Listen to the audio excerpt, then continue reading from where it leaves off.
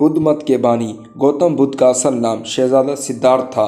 بدھ مت جو دنیا کے عظیم مذاہب میں سے ایک ہے۔ سدھارتھ نیپال کی سرحدوں کے نزدیک شمالی ہندوستان کے شہر کپل وستو کے راجا کا بیٹا تھا۔ اس کی ذات گوتم اور قبیلہ شاکیہ تھا۔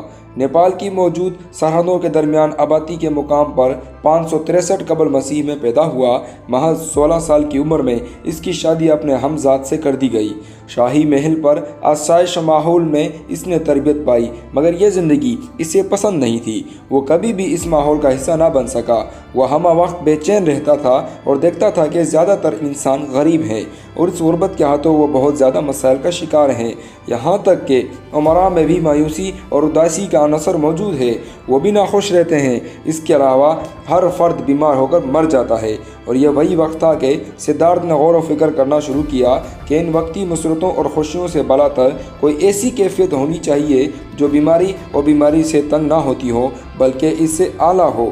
اپنے بچے کی پیدائش پر گوتم نے فیصلہ کیا کہ وہ اپنی اس دنیا سے دور چلا جائے گا اور سچائی کی تلاش میں کھو جائے گا۔ وہ محض 29 سال کا تھا۔ وہ اپنے محل سے نکل پڑا۔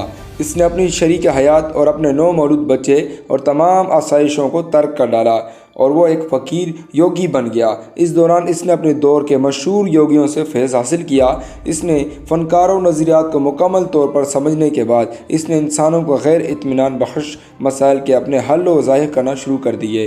عام طور پر یہ خیال کیا جاتا ہے کہ ایک اعلیٰ پائے کا ذہن سچ کی راہ ہموار کرتا ہے۔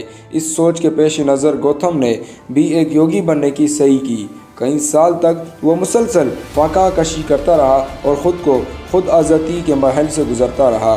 آخرکار اسے یہ گیان ملا کہ جسم کو اس طرح اذیت دینے سے ذہن و وسوسوں کا شکار ہو جاتا ہے، اسی لیے یہ تجربہ اسے سچ تک نہ لے جا سکا۔